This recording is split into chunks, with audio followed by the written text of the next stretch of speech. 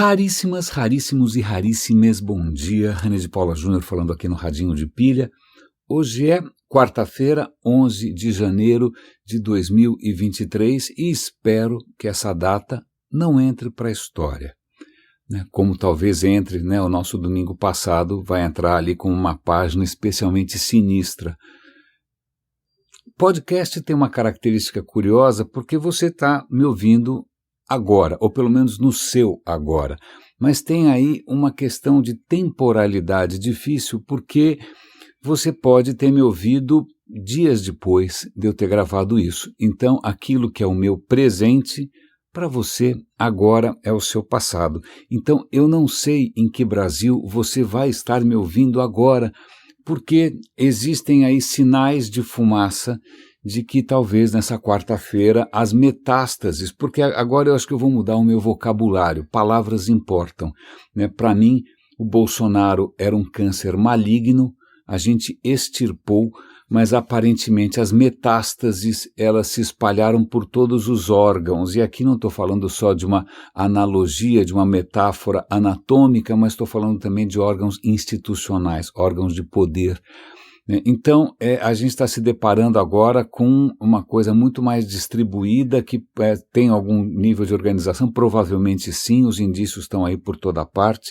Agora mesmo o raríssimo Tommasini mandou uma notícia ali, mostrando qual foi o mapa que foi utilizado, as palavras código, a festa da Selma, foi tudo muito bem organizado.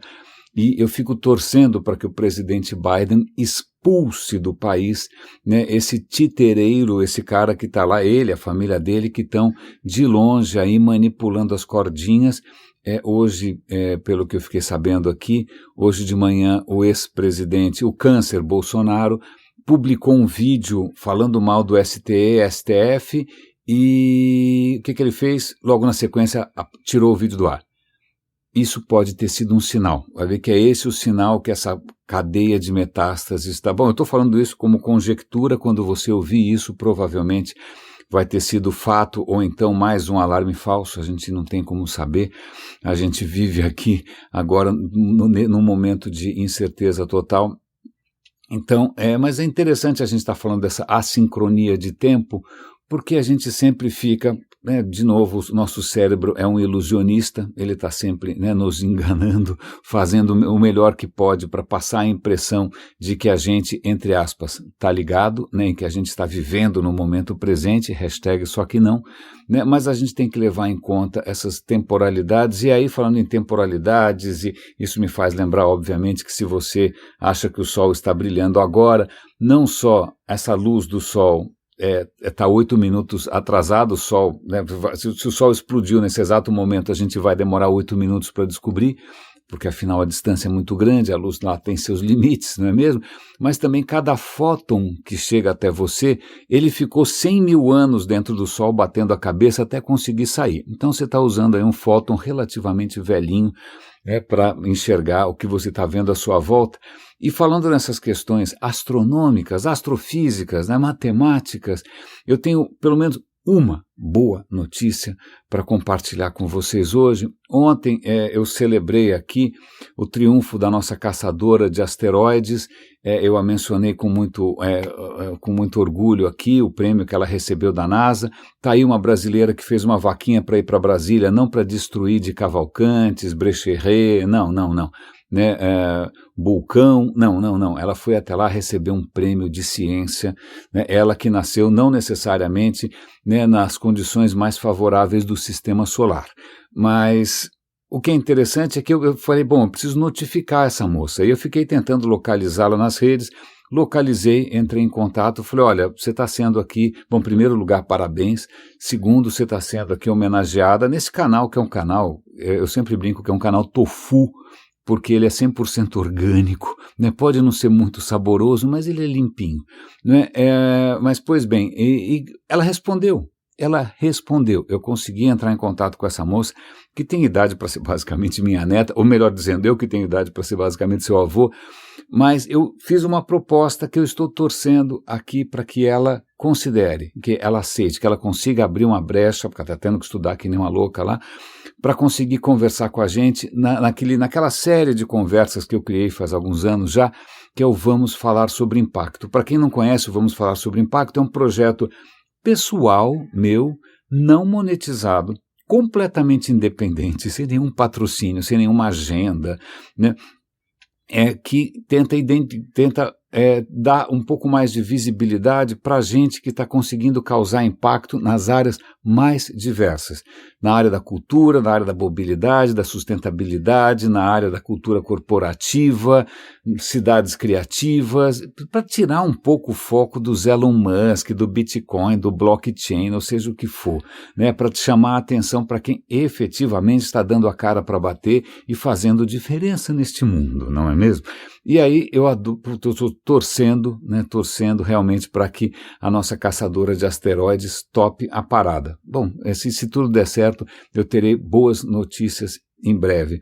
Mas o que mais que eu tenho para comentar com vocês? Desculpem que eu fico um pouco... bom, também não tem como não me deixar, ofuscar a visão por essa movimentação toda. Isso é um bom gancho para dar um link muito interessante. A revista Wired divulgou no Twitter um videozinho curto, que aliás a versão completa está no YouTube. Como sempre eu vou dar todos os links na descrição desse episódio, no radinhodepilha.com, no nosso canal no Telegram, né? Tá lá o link para quem quiser assistir. Eles trouxeram um especialista, ele é um professor, acadêmico, etc. e tal, que ele vai tentar explicar para a gente por que as ilusões de ótica funcionam. Ele sentou ali, recebeu perguntas pelo Twitter, enquanto o Twitter existe, e ele começa a responder sobre por que algumas ilusões existem. Vale a pena assistir o vídeo, sobretudo porque o que adianta eu falar de uma ilusão de ótica falando, né? Não existe ilusão de ótica vocal. Existem ilusões auditivas, a gente já comentou aqui. Mas o que ele explica, que é muito interessante, uma delas, acho que duas delas, acho que me chamaram muito a atenção. A primeira delas, talvez você já tenham visto, que é uma animação, é um videozinho, de uma bailarina girando, mas não é uma bailarina, é a silhueta de uma bailarina. É um fundo, né, parado ali, um fundo homogêneo, e tem a silhueta de uma mocinha rodopiando. Acontece que você pode achar que ela está girando de um lado para o outro, ou do outro lado para um, ou da esquerda para a direita, ou da direita para a esquerda, e cada um chega a uma conclusão diferente, embora seja o mesmo vídeo. E o que é pior, se você ficar olhando o tempo suficiente, ela simplesmente pode começar a girar na direção contrária. Como assim, né? Ela não está girando na direção contrária, ela não muda de direção, o lado que você observa não tem a ver com o fato de você ser uma pessoa criativa com o hemisfério esquerdo, o hemisfério direito. Não. O que acontece ali tem muito a ver com uma outra coisa que eu vou indicar novamente aqui, que é o Anil Seth, que é outro acadêmico também, outro pesquisador. Acontece que o cérebro, ele constrói a sua percepção, a sua consciência, né, em cima de pistas. Ele tem pistas. Então, quando você vê, por exemplo, eu estou olhando aqui todo um cenário na minha frente, que é onde eu gravo os nossos podcasts. Eu estou vendo, a minha impressão é que é tudo tridimensional, que algumas coisas estão na frente, algumas coisas estão atrás. Como é que o cérebro conclui que as coisas estão na frente ou estão atrás? Ele não sabe, ele está recebendo um monte de choquinho, não tem ideia. Né? Mas existem pistas. Né? Se uma coisa está mais lá para trás, ela talvez esteja, dependendo de onde vem a luz, ela pode estar mais escura. Então, se ela está mais escura, significa que está atrás. Se tem alguma coisa que parece que está na frente, que parece que está impedindo a sua visão, então uma está na frente, outra está atrás. Então o cérebro pega essas pistas que pode ter a ver com linhas, que pode ter a ver com sombra, que pode ter a ver com formas, e aí ele tenta chegar a alguma conclusão ali sobre o que as coisas estão fazendo no espaço. Porque, vamos lá, de novo, você tem dois olhos, os dois olhos eles só percebem imagens chapadas. É por isso que quando você assiste um filme, né, você está assistindo um filme que é uma ilusão de ótica completa, vamos lá, uma ilusão de ótica. Primeiro porque não tem movimento nenhum ali, são só 30 imagens por segundo, teu cérebro confunde aquilo com movimento, é um tonto. Segundo, ele vai, mesmo que ali não tenha profundidade nenhuma, ele vai conseguir interpretar muito bem quem está na frente, quem está atrás, por conta dessas pistas, tá bom? O que acontece com essa bailarina girando ali, como ela é só uma silhueta, não tem pista nenhuma. O cérebro não tem onde tirar alguma conclusão do que efetivamente está acontecendo. Como não tem pista nenhuma, 50% de chance. Então tem 50% de chance de ele achar que ela está indo para um lado e 50% de chance de achar que ela está indo para o outro, e ele pode inclusive mudar de ideia sem mais nem menos, né? Porque não há pistas suficientes, certo? Parece um pouco a nossa realidade agora. Não há pistas suficientes até quando é tarde demais. Sobretudo porque os nossos serviços de inteligência aparentemente têm uma cegueira seletiva. Ok, aí falando em cegueira seletiva, acho que tem uma outra ilusão de ótica ali, essa eu nunca tinha visto. Você tem um pontinho no meio da tela, parado, e você tem 3 pontinhos em volta, né, ali triangulando em volta, também parados, mas o fundo fica se mexendo sem parar. Se você olhar fixo para o pontinho no meio, enquanto, né, o fundo se move, o que acontece é que os 3 pontos, são 3 pontos bem luminosos, eles desaparecem. Eles simplesmente desaparecem. Não é ponto cego, porque afinal são 3 em ângulos diferentes, não tem nada a ver. Por que eles desaparecem? E aí ele explica, o pesquisador ali explica, que isso se chama a cegueira do movimento. Vamos lá, né? O cérebro, o seu olho, tadinho do seu olho, né? Ele não é como um sensor de câmera. Um sensor de câmera tem um monte de pixelzinhos ali e todos eles têm a mesma sensibilidade, né? A imagem que vem de uma câmera, ela tem a mesma qualidade de cabo a rabo, em cima, embaixo, dos lados, tal. Se não tiver, por favor, compre uma câmera melhor, mas em princípio, né, é assim que funciona.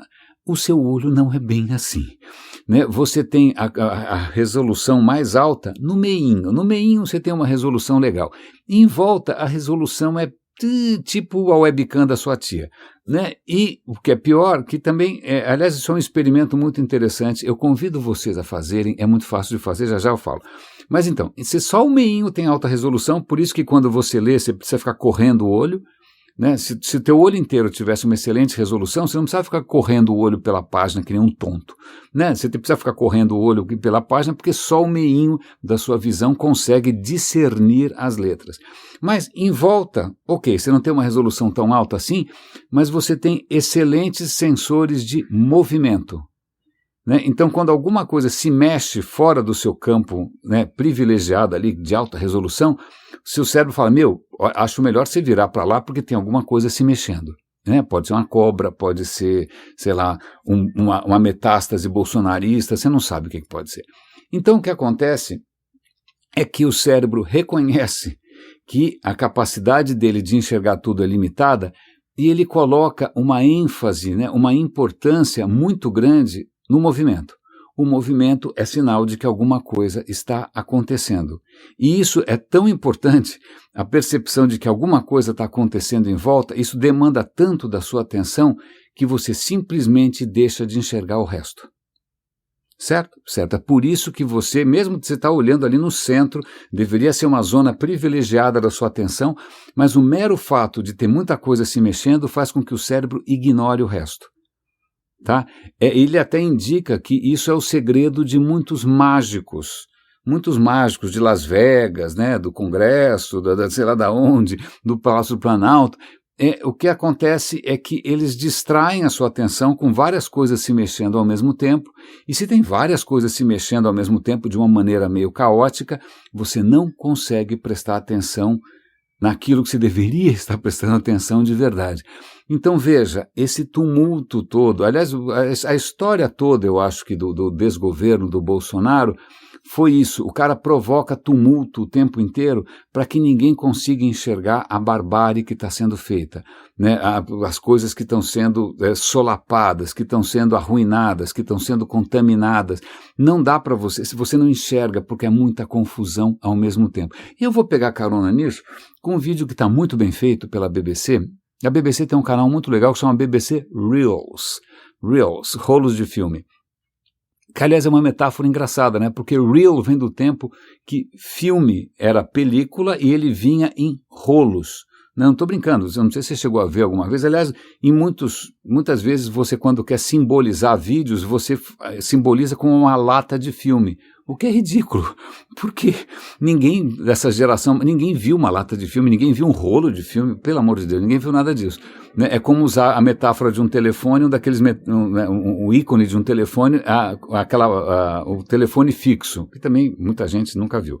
Pois bem, então o telefone, os filmes vinham em rolo, né, se você for numa cinemateca, etc e tal. Eu já trabalhei no Instituto Goethe, a gente tinha uma pancada de rolo lá. Rolo exige uma manutenção, existe um cuidado danado, porque aquilo é feito de celulóide, aquilo pode pegar fogo. Pois bem, o rolo. Eu só estou dando aqui a origem do BBC Reels, embora nada daquilo seja mais película, seja tudo digital, certo? Certo.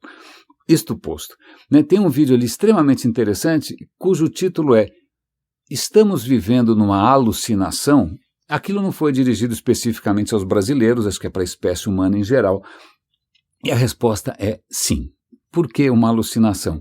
E aí entra em cena um divulgador de ciência extremamente competente, bastante carismático, chamado Anil Seth, né, em que ele tenta mostrar para a gente que, ok, existe uma realidade lá fora, ninguém está negando isso, né, não é que isso é tudo um sonho, estamos aqui, não é nenhuma coisa hindu, nada de budismo, não, vamos a partir do pressuposto que existe um mundo lá fora.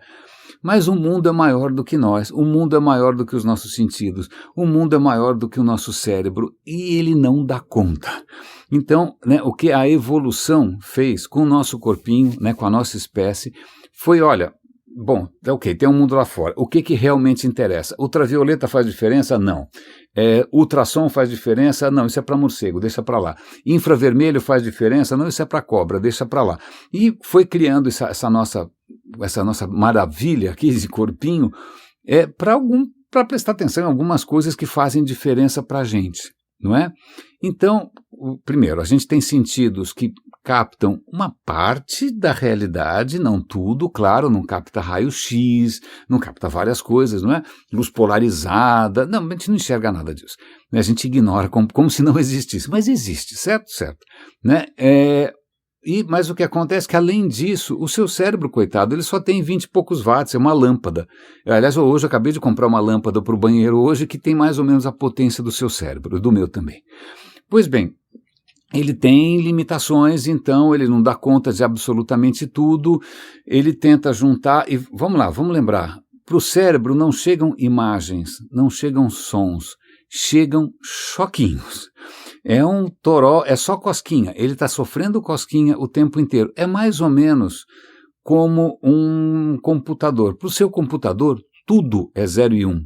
Né? Quando ele está chegando um vídeo, são zeros e uns. Se está chegando um tweet, são zeros e uns. Se está chegando esse áudio, são zeros e uns. É tudo 0 e 1. Como é que ele sabe qual 0 e 1, né? Qual sequência de zeros e uns? Ele vai, eu acho que eu vou tratar isso daqui como uma imagem, eu vou mostrar na tela. Não, isso daqui eu acho que eu vou converter para uma onda sonora e vou jogar para o alto-falante. É tudo 0 e 1 e para o nosso cérebro é tudo choquinho, entendeu? Então o cérebro, vamos lá, você tem sensores de todo tipo, né, no tato, em algumas mucosas mais do que em outras, né? Esses sensores mandam um monte de choquinho, certo? Certo. Agora, alguns desses choquinhos, o cérebro vai falar, bom, esse choquinho aqui, eu acho que é uma coisa visual e eu vou dizer que eu vou chamar isso de azul. A pergunta é, existe o azul? A cor azul? Não, a cor azul é uma maneira do cérebro te avisar que existe uma certa faixa de frequências ali que ele resolveu apresentar para você como azul. Mas, bom, pelo menos quando a gente fala azul, isso é uma frequência de luz, certo? Certo. Quando eu fui comprar agora essa lâmpada, eu escolhi a temperatura da cor da lâmpada, porque uma temperatura mais baixa significa que são frequências mais baixas, com energia mais baixa e que a gente enxerga como alaranjado. Se eu tivesse escolhido uma temperatura mais alta, 6.500 Kelvin, por exemplo, significa que a frequência é mais alta, tem mais energia e a gente interpreta isso como luz branco-azulada. Certo? Certo. Agora, pensa numa cor como, sei lá, laranja, cor-de-rosa. Não existe uma frequência cor-de-rosa. é o seu cérebro que não sabe o que fazer quando mistura duas cores. Ele fala, olha, sei lá, é rosa, tá bom? Marrom, não existe uma frequência chamada marrom.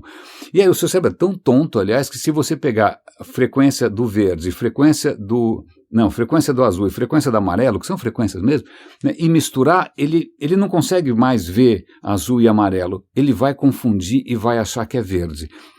Então tá bom, isto posto, né, colocando aqui esse esforço hercúleo que o cérebro tem de nos apresentar, juntar essa zona toda e tentar criar uma noção de consciência que sim, é equivalente a uma alucinação, com a diferença de que, né, o mundo lá fora existe, não é que nem, sei lá, as teorias da conspiração bolsonarista, mas é assim, a nossa consciência, e a gente acha, sobretudo na adolescência, eu estou lembrando aqui de um adolescente em particular, com autoestima elevadíssima, que falava, por que você anda de bicicleta sem capacete? Não, eu não preciso porque eu estou ligado.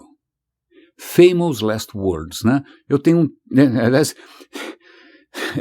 eu não tenho mais um tio muito querido justamente por causa disso, né? Porque, coitado, devia estar se achando ligado e foi massacrado por um transporte coletivo, né? Então, quando eu lembro dessa história do meu tio tão querido que morreu de uma maneira absolutamente horrorosa, e vejo esse adolescente com a mesma ilusão de que ele está vendo tudo, é isso, o nosso cérebro, infelizmente, ele sempre passa a impressão para você que está tudo bem, que não tem nada errado, não tem nada esquisito.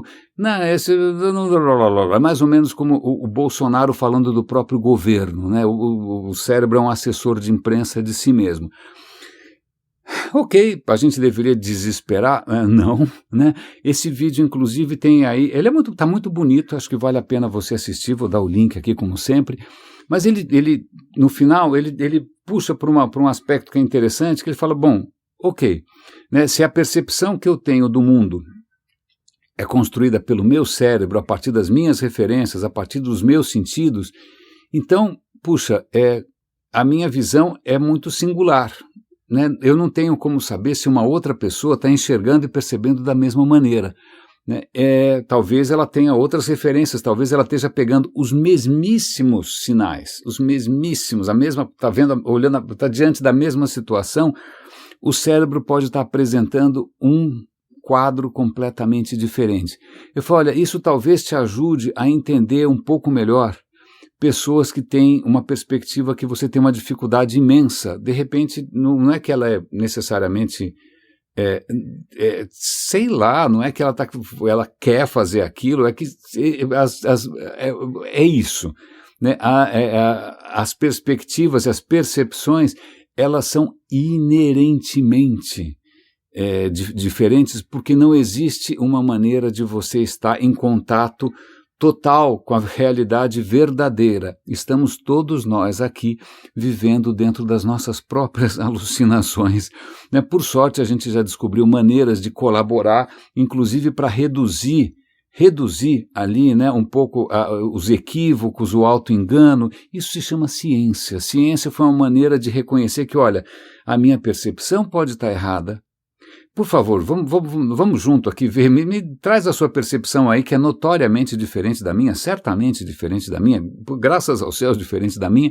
Vamos ver se a gente consegue juntos entender um pouco melhor o que está fora da nossa cachola, né? E nesse esforço de várias mentes a gente consegue entender um pouco melhor. E aí eu volto agora para a nossa caçadora de asteroides, porque eu estava vendo hoje umas notícias extremamente interessantes sobre o que a gente pode estar... Eu comentei recentemente que o ouro da minha aliança, ou sei lá, da obturação do dente de alguém, ou seja o que for, né, esse ouro que é tão difícil de achar aqui, ele é difícil de fazer, não é porque ele provavelmente foi feito, certamente foi feito em cataclismas cósmicos, né? Para fazer o ferro que circula no seu sangue, o seu carboninho, toda essa questão toda, uma estrela faz. Ainda mais ela explode, depois ela esparrama para todo mundo, né? A herança de uma estrela quando morre são os átomos do seu corpinho.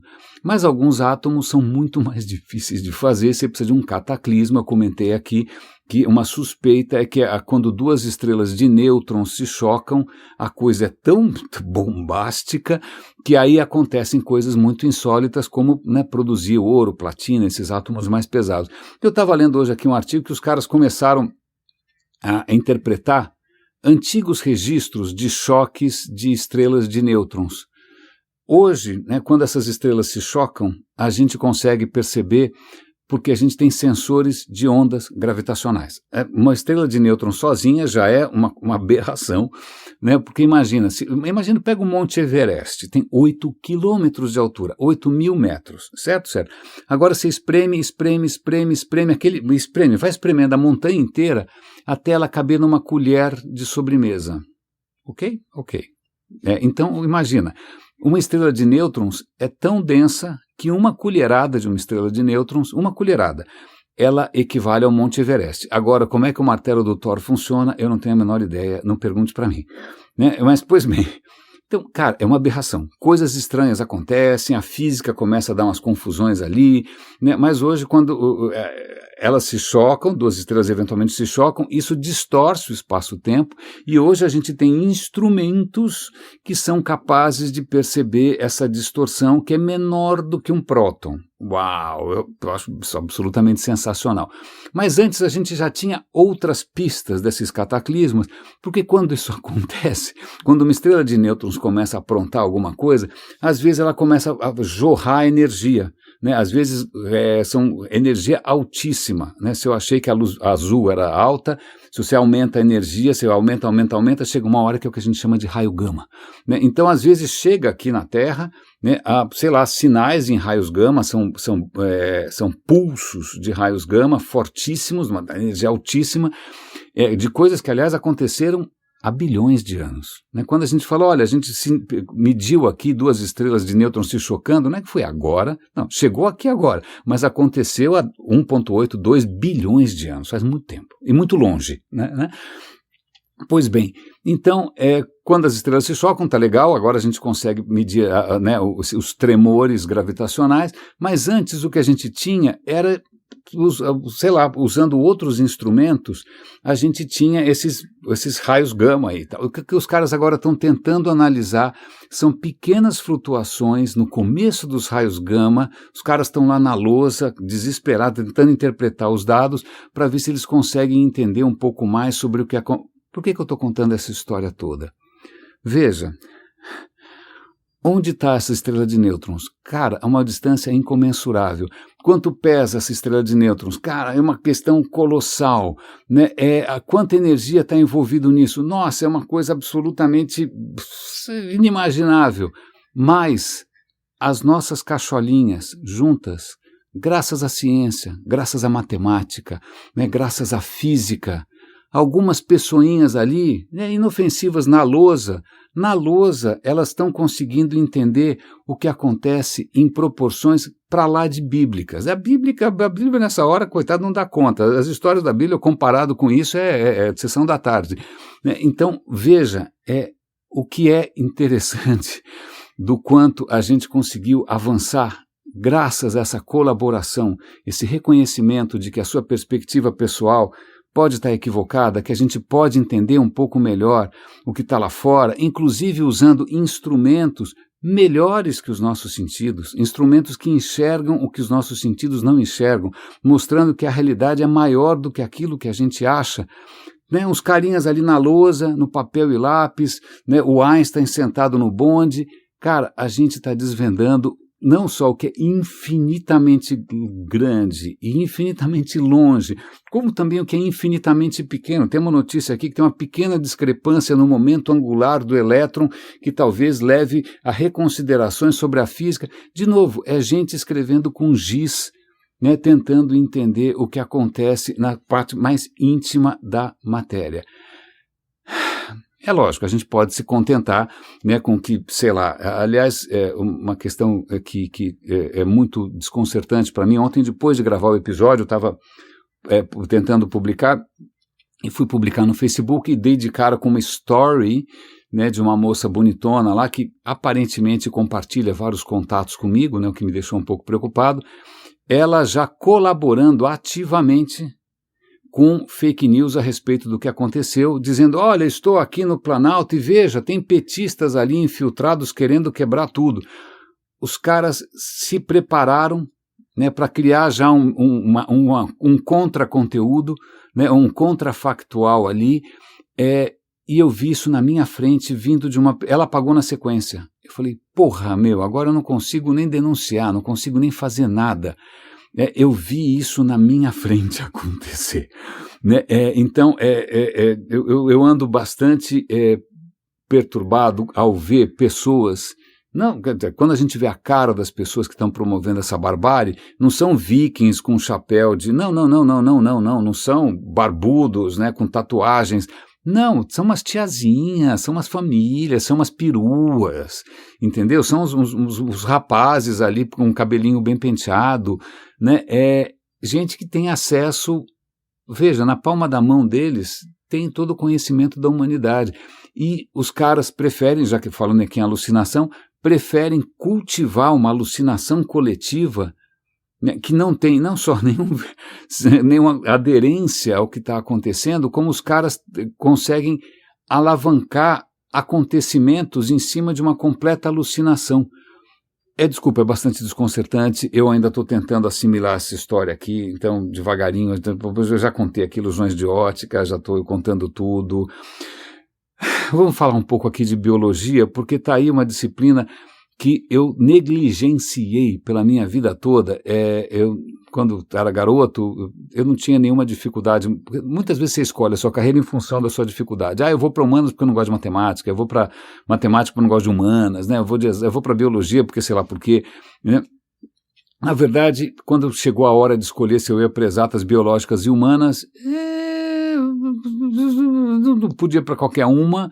Aí eu achei que biologia talvez eu não tinha muita base, eu não sabia se eu sabia ou se eu não sabia, se eu gostava ou não gostava, acabei indo para exatas, me arrependi, depois eu fui para humanas e hoje eu percebo que se tem alguma coisa realmente fascinante, né, realmente que a gente está começando a entender, né, que é mais complicado ainda do que entender estrela de nêutrons, é biologia. Eu vou dar um exemplo aqui bastante singelo.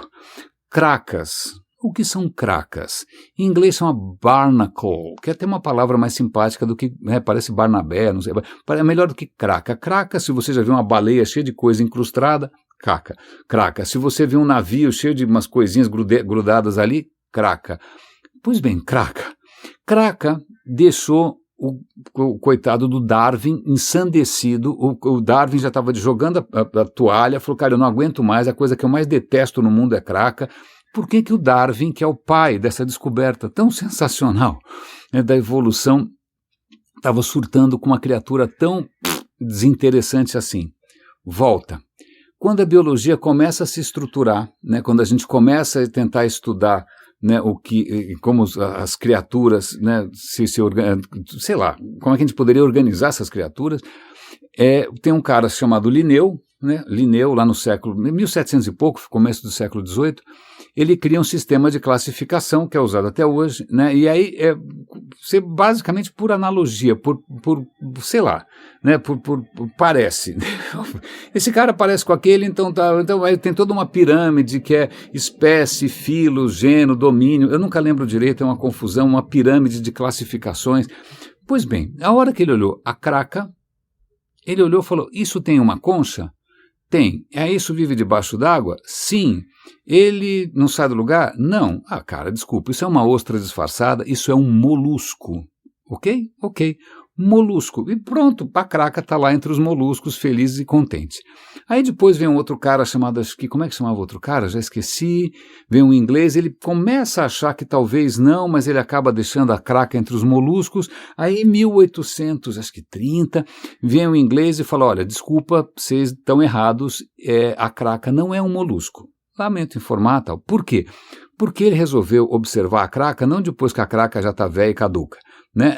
A craca, quando nasce, se esparrama pelo chão. Não, a craca, quando nasce, ela tem uma etapa da sua vida que é uma etapa livre. Ela parece um camarãozinho, ela está nadando pela água, não é que ela já nasce grudada na parede, coitada. Ela nasce como um camarãozinho, lá, aí uma hora ela escolhe uma superfície relativamente estável e pum, gruda ali. Mais ou menos como essas famílias do Bolsonaro que grudaram lá na política e não saem nunca mais. E ficam ali sugando o que aparece pela frente. Pois bem, então veja, Então não pode ser um molusco, porque veja, no começo ela é basicamente um crustáceo. Então, lamento informar, mas a craca é um crustáceo. Ok, qual é o problema disso? É que, na verdade, assim, não é uma coisa muito simples você... É como se eu chegasse aqui e falasse, olha, eu estou vendo um pato aqui, desculpe, mas ele não é um pato, é um peixe. Né? Seria mais ou menos esse nível de choque. Não, pera, peixe é uma história completamente diferente, são vários degraus acima aí na classificação, né? Como assim, né? Pois bem, aí o Darwin, que era um biólogo, né, ainda jovem, querendo, né, conquistar o seu lugar ao sol, e fala, eu vou resolver esse problema. Né? O cara viajou pelo mundo inteiro, no navio Beagle, coletou uma infinidade de cracas, achando que ele fosse resolver isso rapidamente. Ele não tinha escrito o livro dele da origem das espécies. Pois bem, ele quando vai ver a craca, cara, ele disseca uma infinidade de cracas. Ele faz, não estou brincando, ele faz um livro sobre craca, quase fica louco, fica 8 anos quebrando a cabeça com as cracas. Pois bem, isso. O cara, ele acaba chegando, dizendo, olha, eu acho que é um crustáceo, lamento informar, estou quase ficando louco aqui, mas é um crustáceo. Desculpa, Linneu, desculpa outro cara lá, mas essa porra é um crustáceo. Mas o que é interessante, aí vamos de novo voltar para a questão da ciência e instrumentos. Veja, quando Darwin vem com a teoria da evolução, ele não sabe o que é DNA. Ele não sabe o que é um gene, ele nunca viu, aliás, não tem como ele ver, não tinha instrumentos, ele deduz que a informação é passada de uma certa maneira, essa maneira tem variações o tempo todo, ao acaso, mas ele não consegue saber o que está acontecendo de verdade. Hoje, vocês sabem, a gente enxerga muito bem o que está acontecendo, embora muita gente prefira acreditar, e aliás vou dar o link aqui para uma notícia, o Brasil é um dos poucos países no mundo onde a crença nas vacinas está diminuindo, onde praticamente metade dos pais não quer vacinar as crianças, porque não acredita na ciência das vacinas, deve acreditar em horóscopo, deve acreditar em macumba, deve acreditar em pé de coelho, mas não, nas vacinas ele não quer acreditar. Vai acreditar no pastor, provavelmente, não sei. Pois bem, mas voltando. Hoje, né, quando os biólogos vão analisar o DNA dos moluscos, das ostras, mexilhão, fala aí, essas vieiras, dessa zona toda, e vai analisar o mexilhão, o DNA das cracas, fica muito claro, ok, né, a gente consegue ver de quem vem de onde. Notoriamente a craca é um crustáceo. Crustáceo, vamos lá, camarão, né, siri, caranguejo. É um crustáceo que tomou um rumo muito esquisito. Né, e ele resolveu adotar uma solução muito parecida com a das ostras. Muito parecida. Isso se chama evolução convergente. Quando gente que não tem nada a ver uma com a outra tem uma ideia muito parecida, né? Como, por exemplo, voar, né? Um inseto não tem nada a ver com um passarinho. Nada, não tem nada. Mas aí os dois descobriram como voar e tem asas e é uma evolução convergente. Certo? Certo. Então essa é uma evolução convergente externamente, mas quando você vai ver os genes que controlam a produção dessa concha, veja, a evolução convergente fez com que tanto os moluscos, que não tem nada a ver, quanto a craca, que também não tem nada a ver, desenvolvessem mecanismos genéticos praticamente idênticos. Então é uma convergência num nível molecular. Está vendo? A gente consegue ver coisas absolutamente fascinantes naquilo que deixou o Darwin mais careca do que ele já era. Mas pegando carona nessa questão de evolução, vamos chamar a atenção aqui para outra grande descoberta da ciência. Uma das descobertas da ciência é que a gente, com a questão como a tecnologia surge antes da ciência, né, a gente já sabia fazer máquina a vapor antes de entender termodinâmica direito, né, entender, sei lá, mecânica, como é que chama? Estatística, né? Pois bem, agora a ciência percebe os estragos que a gente fez ao longo do caminho. Certo, certo. A gente está percebendo que o mundo está indo para o saco, que as geleiras estão degelando, o oceano está se aquecendo. Vou dar um link aqui para uma pesquisa da FAPESP mostrando como ondas de calor no oceano estão prejudicando o crescimento, né, e a sobrevivência de larvas de siris, crustáceos, olha aí os crustáceos de novo, né, quando elas são umas larvinhas ali, blá, blá, blá, para cima e para baixo, não tem aquele esqueleto ainda, elas estão morrendo que nem umas loucas, eles estão na base da pirâmide alimentar, então isso vai afetar provavelmente o peixe que você come no seu prato, porque eles têm que se alimentar de alguma maneira e a base da pirâmide alimentar está sendo afetada pelo aumento da temperatura do mar. Não só a acidificação, né? A água está mais quente, tem mais CO2, CO2 dissolve na água, vira ácido carbônico, abaixa o pH da água, bum, foi, né? Acaba com várias coisas. Aliás, quando o oceano se torna mais ácido, isso dissolve a carapaça de criaturas que têm carapaça, né? Então a vida fica mais difícil. Mas a questão aqui, que é bastante interessante, que aí vale a pena dar uma olhada, é um vídeo da BBC, Earth, que é lindo. Por favor, se vocês estiverem precisando de um colírio, o vídeo começa nas Ilhas Maldivas, que eu não tinha a menor ideia, onde eu nunca sei onde as coisas ficam, eu tenho um problema de nascença. Pois bem, as Ilhas Maldivas ficam longe, ficam ali perto da Índia, eu nunca poderia imaginar. Se você perguntasse para mim onde ficam as Ilhas Maldivas, cara, 50% de chance que eu... Não sei. Mas fica lá, ok, dá uma olhada, assista o vídeo e tal. Mas as Ilhas Maldivas são divinamente lindas, né? É uma cor de água, com umas imagens de drone, assim, você vê a praia, você vê a água, uma água cor de turquesa, parece uma pedra preciosa. Aí tem umas imagens submarinas, a água é transparente como um cristal azul, e aí você vê formas de vida, o coral coloridíssimo, você vê tubarões em grupo, você vê arraias gigantes. Cara, aquilo é o paraíso na Terra, por enquanto, porque o arquipélago das Maldivas está 1 metro acima da água, a água está subindo, eles estão com os dias contados. É muito possível que os seus filhos não vão ver, Maldivas vai ser uma coisa do passado, vai ser tipo Atlântida, que aliás nunca existiu, por favor, pelo amor de Deus, não caia nessa. Ok, volta. Então, o vídeo é absolutamente extraordinário, é lindo, ele vai mostrar a preocupação que eles têm com a erosão, e aí tem duas coisas que são... interessantes, e acho que uma delas me provocou uma noite ruim de sono, e eu vou explicar por quê. A hora que tem uma moça ali, que é uma especialista em mergulho, que ela vai ser, né, caso você vá para as Maldivas, ela vai mergulhar com você para mostrar os tubarões, quando ela fala dos tubarões, ela fala, nossa, quando um tubarão, ela fala, um tubarão tigre, é grande o bicho, não é pouca coisa. Quando ele passa perto de você, ele te olha no olho. Eu falei, uau. E ela falou, isso para mim é extraordinário, porque essas criaturas são mais antigas que as árvores. Eu falei, uau, para um instante só, deixa eu parar para pensar aqui. Aí eu fui no Google, claro, que é aquilo que todo bolsonarista tem, mas ele vai procurar coisa sobre terra plana, né, e perguntei assim, quando surgiram os tubarões? Os tubarões surgiram há 420 milhões de anos. Ok, antes dos dinossauros. 420 milhões de anos. Tinha árvore naquela época? Não tinha árvore nenhuma. As árvores vão surgir dezenas de milhões de anos depois. Então veja, que a evolução é extraordinária. Ela falou, olha, um tubarão é uma perfeição em termos de evolução, porque ele chegou numa forma tão extraordinariamente adaptada e perfeita, que ele está aí praticamente sem mudar quase nada há muito tempo e continua sendo um predador até, obviamente, surgirmos nós, né, e matarmos esses caras à torta e à direito, porque vai fazer uma sopa que vai vender na China para quem não tem onde gastar dinheiro, que ganhou, sei lá como, fazendo TikTok. Mas aí, ok, mas eu primeiro adorei essa informação, adorei pensar dessa maneira, né, na questão da antiguidade de algumas espécies, como elas sobrevivem esse tempo todo, mas... Na sequência, eles foram mostrar os corais. A ilha é cercada de corais. Coral é o extraordinário.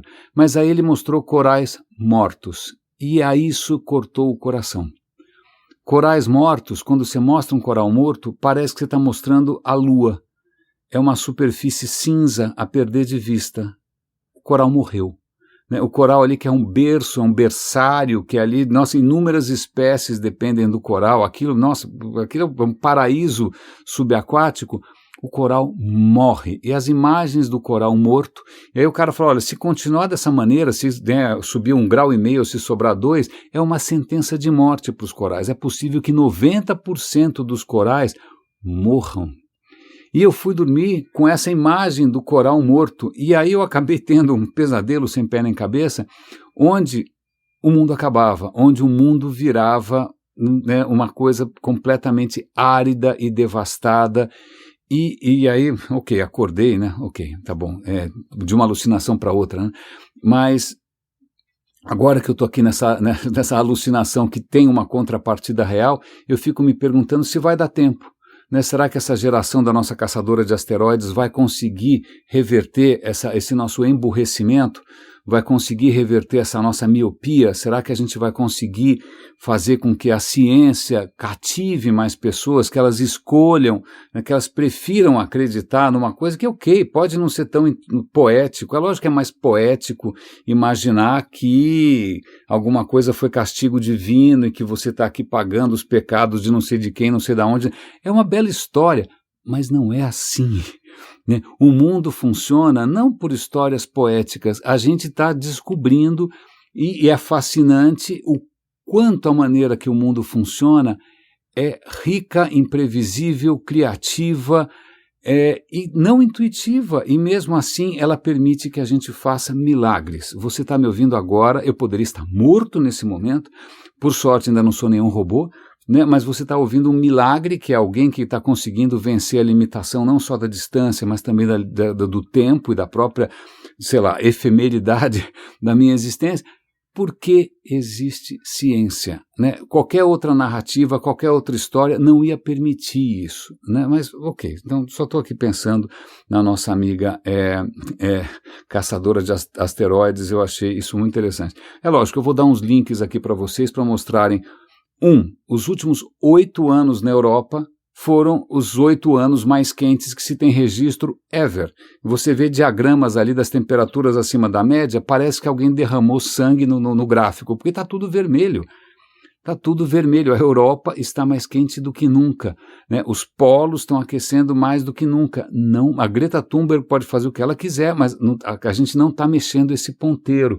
É uma coisa bastante desesperadora. A gente vê a Califórnia, que estava padecendo com uma seca medonha, depois incêndios apocalípticos, e agora a Califórnia, que é um lugar lindo, extraordinário, está padecendo com inundações pavorosas. O que falta mais? Né? Como é que, com quanto a gente vai viver numa alucinação e vai fechar os olhos para isso que está acontecendo? Isso, para mim, é uma coisa muito difícil de entender. Mas então, tem 2 questões aqui, eu vou contar só essa historinha rápida, porque, de novo, tem a ver com biologia, né? E tem a ver também com bilionários que, né, não sabem mais o que fazer com dinheiro, então ficam bancando o quê? Maneiras para não morrer mais. Né? É curioso imaginar que o Jeff Bezos, o Elon Musk, o cara lá do Google, eu já esqueci o nome dele, todos eles estão investindo dinheiro em maneiras de viver mais, né? Mais para encher mais o saco, fazer mais besteira, tá bom, ok. Né? Porque afinal os caras têm um dinheiro infinito, eles vão morrer, o que vai acontecer com esse dinheiro? Pois bem, então eles estão bancando pesquisa sobre longevidade, ok? Então tem aqui uma startup, eu vou dar um link aqui, essa startup está dizendo que ela conseguiu pelo menos in vitro, ou seja, no laboratório, usando células, injetar ali umas substâncias, uns códigos genéticos, que fez com que a célula vivesse muito mais. Uau, já pensou uma injeção de longevidade, né? Eu passaria a ter 30 anos de novo, 20, sei lá eu. Você vê, quando você está com quase 60, 30 é novinho, tá bom? Só para constar nos autos. Mas, então, quanto vai custar? Quem vai tomar? Será que é o Bolsonaro que vai tomar? É o Trump? Mas tem uma questão mais interessante aqui, que é a longevidade na natureza. Falemos de formigas. Falemos de formigas que têm lombrigas. Bom, eu já achava lombriga uma coisa não muito honrosa. Imagina, você é uma criatura, você fala, nasci, o que eu sou? Uma lombriga, e você vai passar a vida no intestino do Bolsonaro. Às vezes aparece uma faca e tal, mas, uma lombriga no Bolsonaro, que coisa horrível. Mas existe coisa pior, você pode ser a lombriga de uma formiga. Sim, formigas podem ter lombrigas. E o que os caras perceberam aqui é que tem uma certa espécie de formiga que pode ter uma certa espécie de lombriga, e essa lombriga consegue produzir dentro da formiga 250 substâncias químicas, proteínas diferentes, que fazem com que a formiga dure muito mais. A formiga não morre mais, dura uma eternidade, dura 10 vezes mais. Por quê? Porque assim a lombriga continua felizona, continua ali, né, com a sua aposentadoria garantida, tal, mais ou menos como alguns políticos. Lombriga de formiga conseguindo alterar a longevidade da própria formiga. Mas, na verdade, as formigas conseguem alterar a própria longevidade. Eu não sabia.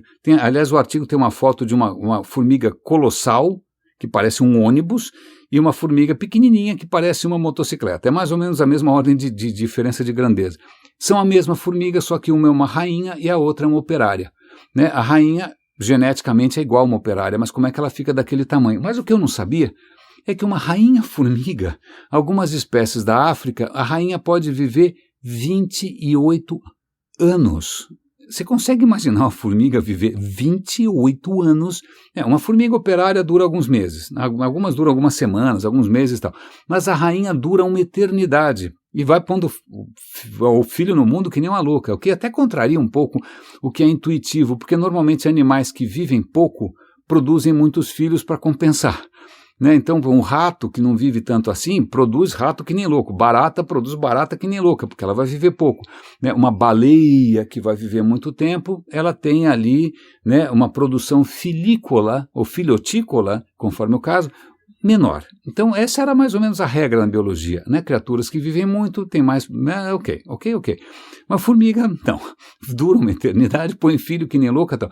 Mas o que regula a longevidade? E aí tem um estudo extremamente interessante, que talvez seja a insulina. Eu não vou entrar no detalhe aqui, mas a insulina nas formigas pode ativar ou desativar alguns circuitos ali que pode fazer com que você pega lá uma operária, você muda o regime de insulina, porque vamos lá, vamos pegar um formigueiro de uma espécie X, que eu já esqueci porque eu não sou especialista em Linneu, que classificou essas espécies todas. Pois bem, a formiga tem lá a rainha, tá bom? Aí um belo dia a rainha desaparece e vai para a Flórida. Sei lá, a rainha foi para a Flórida.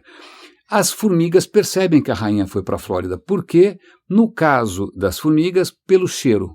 Elas percebem que o cheiro da rainha não está mais lá. Qual será o cheiro do Bolsonaro? Deixo a sua imaginação. Pois bem, então a rainha não está lá. No que a rainha não está mais lá, instantaneamente, algumas operárias mais próximas, elas mudam o seu regime de insulina e começam a criar ovários, elas começam a virar pseudo-rainhas. Quantas? Bom, pois bem, várias começam a fazer isso, mas não tem espaço para todo mundo, elas começam uma Game of Thrones ali, uma guerra entre elas se matam, sobram 2 ou 3, e essas 2 ou 3 se tornam quase rainhas, desenvolvem ovários, começam a criar um monte de filhotes, botam um monte de ovo, né, e passam a viver quase tanto quanto uma rainha. O que é mais interessante é que se você pegar essa pseudo-rainha, né, que passou por essa modificação extraordinária anatômica, né, se você tirá-la de lá e colocar num formigueiro onde existe uma rainha de verdade, né, onde ninguém vai falar que a urna foi roubada, né, você bota lá onde tem uma rainha de verdade, ela volta, toda a anatomia dela volta a ser a de uma operária. Ok? Ok.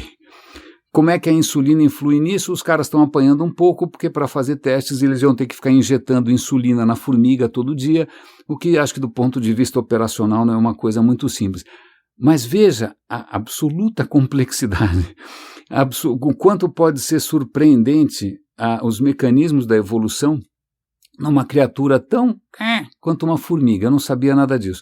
E agora, só para dar algum colírio, né, a gente está sempre falando aqui de biologia, mas vale a pena lembrar também de disciplinas como a história, né? Tem aqui uma notícia interessante, caso você nunca tenha ido para Pompeia, acho que agora é uma boa hora para ir, porque eles abriram ao público uma área chamada a Casa dos Viti.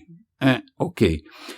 Meus amigos, por favor, vão ver as imagens. Eles restauraram uma casa que eram de 2 ex-escravos, 2 ex-escravizados, né, vamos dizer assim.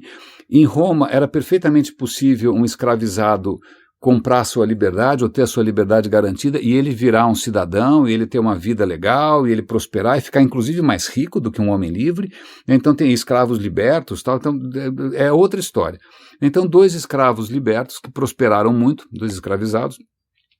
A casa é uma esbórnia, as pinturas todas, os afrescos todos na parede estão todos lá. É absolutamente sensacional. Preparem-se para ver algumas imagens um pouco mais picantes. Aparentemente essa casa incluía um pequeno bordel, né? Eu fico imaginando, bom, deixa para lá, não vou falar da família do outro de novo. É um pequeno bordel, então tinha imagens ali de sexo explícito, tinha uma homenagem ao deus Priapo, que era um deus protetor das casas, conhecido pelas suas dimensões avantajadas, não é mesmo? E, aliás, bota avantajado nisso, minha nossa. Cara, que absoluto colírio e, olha, falta muito para desenterrar em Pompeia. Praticamente, sei lá, eu não lembro qual é a proporção de Pompeia, não sei se é 30%, 40%, não lembro mais, que precisa ser retirado do chão, né? Mas é bárbaro porque você, como a casa está ali, você vê o salão inteiro, a vista que ela tinha, né? Você fica imaginando como é que era viver numa cidade ali perto do mar, né? Nos tempos de Roma, com toda, né, uma sofisticação. Eu estava precisando de um colírio desse, desculpa, eu não consigo tirar nenhuma conclusão profunda disso, é simplesmente um colírio. Talvez a gente possa pensar aí como as coisas terminam de repente, não é mesmo? Né, como as coisas não duram para sempre, como logo depois que toda essa sofisticação romana foi por água abaixo porque bárbaros invadiram a capital, né, a gente entrou em praticamente 1000 anos de barbárie, de Idade Média e de Idade das Trevas. Então agora em que a gente está sendo de novo assolado por hordas de vândalos, né, vale a pena lembrar de outros impérios que foram embora e que as pessoas esqueceram tudo, esqueceram inclusive como, né, limpar o próprio traseiro depois de ir ao banheiro, porque afinal não tinha mais água encanada, não tinha mais nada. É isso o que é uma boa maneira de concluir. Raríssimas, raríssimos e raríssimes, muito obrigado pelos cafés, pelo apoio financeiro aqui a essa saga bastante, bastante independente. Um grande abraço e vamos torcer para que a nossa caçadora de asteroides tope conversar com a gente. Até amanhã.